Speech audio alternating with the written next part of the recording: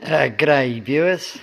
Getting the little CT110 motor back together.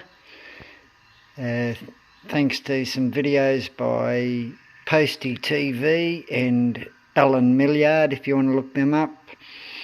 Very helpful videos, plus the climber manual, plus about 3 different attempts at putting it back together and sort of practice runs. What you're seeing here is we've replaced the nasty little Honda JIS Phillips type head screws. They're not Phillips, they're JIS, but they look like a Phillips. They're not, they have a slightly different profile.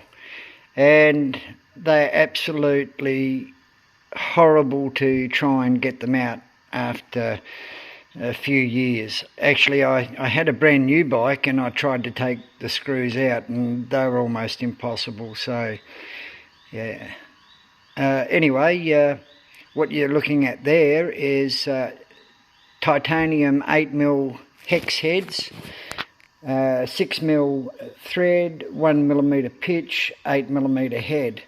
They're almost identical to the standard Honda bolts, but they are titanium.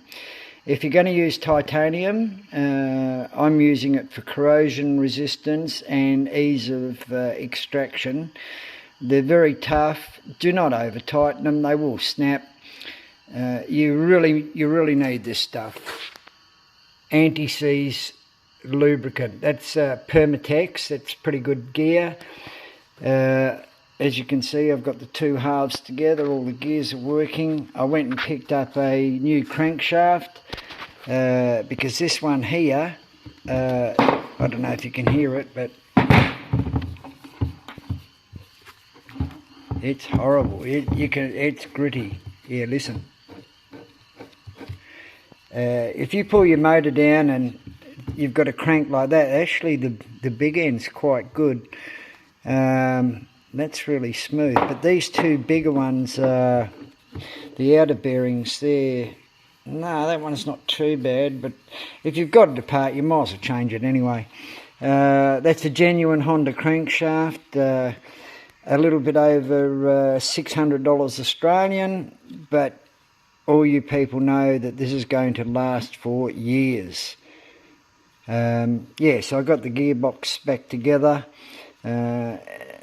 As you can see, a nice new filter goes in that way. There's a taper and the skinny part obviously has to go in first. We've oiled it up. We did a wet assembly. We squirted with this little oil can there. As you can see, I've got a job list there. So now the gearbox is done, the crank's done. We're putting on a new barrel, new piston, and probably even looking at a new head. I've gone this far, I might as well just finish it off all nice and new. I really like these little CT110 motors. They're very reliable.